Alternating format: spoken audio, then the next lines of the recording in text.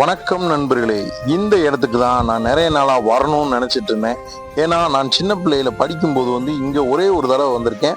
பகலில் வந்ததில்லை, இரவு நேரத்தில் இங்கே ஒரு கோவில் இருக்குது. அந்த கோவில் திருவிழாவுக்கு ஆடலும் பாடலும் நிகழ்ச்சி நடந்துச்சு.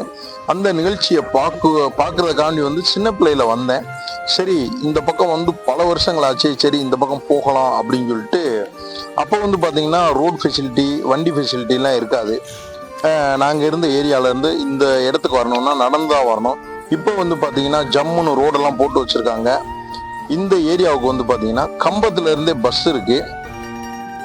நான் என்ன பண்ணேன், சரி நம்ம போகலாம் அப்படின்னு சொல்லிட்டு நம்ம வண்டி எடுத்துட்டு வந்தேன்.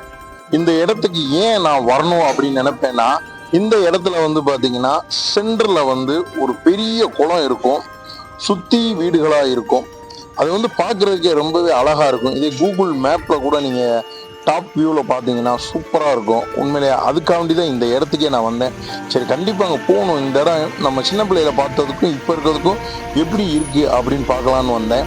சின்ன பிள்ளையில வரும்போது இவ்வளோ வீடெல்லாம் இல்லை, ஒரு அளவான வீடு தான். இதில் பாதி வீடுகள் இருந்திருக்கும், பாதி வீடுகள்லாம் இல்லை. இப்போ பார்த்தீங்கன்னா நல்ல பயங்கரமாக ஒரு நல்ல குட்டி ஊர் கணக்கு ஆகிப்போச்சு. ஒரு குட்டி சிட்டி அப்படின்னு சொல்லலாம். அந்தளவுக்கு நிறைய வீடுகள்லாம் இருக்குது.